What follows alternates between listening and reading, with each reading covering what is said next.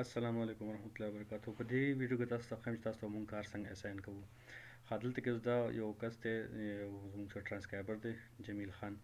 جمیل خان چې کوم دی د مونږ دا آډیو ورکړې ده، دا یو آډیو پښتو ټاک شو 23 دغه دی که نه، او دا یې ډیوریشن دی څومره دی 45 دقیقې دي، 15 او 33 سیکنډ دي.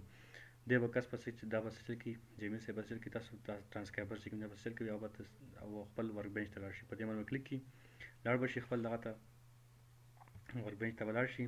چې کوم ورته مونږ دغه ښولی دی، هغه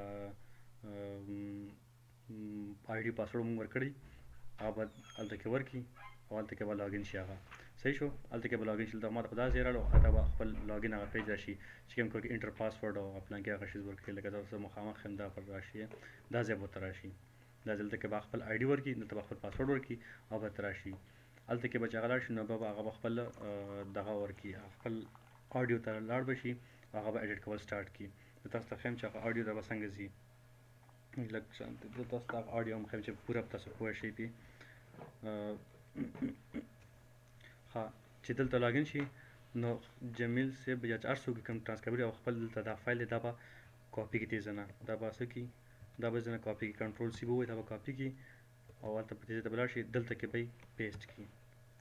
دلته کې پیسټ کړي هغه، دلته به د همدغه فایل درته راوغوښتو چې کوم فایل دلته اساین شوی دی، کوم فایل دلته مونږ ورکړی دی، هماغه فایل ته به راشي. دی به دا کلیک کړي، ایډیټ باندې کلیک کړي او دلته به هماغه سکرین راشي چې کوم ورته مخکې ویډیو باندې تاسو ما ټریننګ درکړو په هغه دلته به راشي. دلته به خپل لیکل سټارټ کړي، سپیکر لیبل به ورکړي، سپیکر ډیټا به پوټ کړي چې څه کومه وي، هر څه به هلته کې خپل دغه سټارټ کړي.